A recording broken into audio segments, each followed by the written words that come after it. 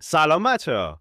خوش اومدید به یوتیوب چنل من ریحانم و اینجا قرار 0 تا 100 سپیدار سیستم رو بهتون آموزش بدم. اونم کاملا رایگان. پس اگه تازه کارین یا حتی میخواین حرفه‌ای بشین، این آموزش دقیقاً برای شماست. خب اول از همه سپیدار رو باز میکنیم.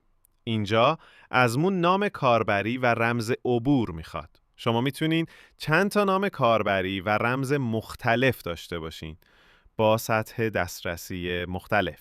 بعد از لیست کشویی پایین شرکت مون رو انتخاب میکنیم. من الان فقط یک شرکت دارم، اما شما ممکنه چند تا شرکت داشته باشین که بعداً آموزش میدم چطور شرکت جدید تعریف کنیم.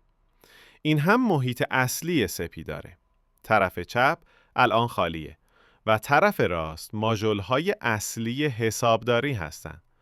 سپیدار 5 تا ماژول اصلی داره. 1 مشتریان و فروش، 2 تأمین کنندگان و انبار، 3 دریافت و پرداخت، 4 حسابداری، 5 حقوق و دستمزد.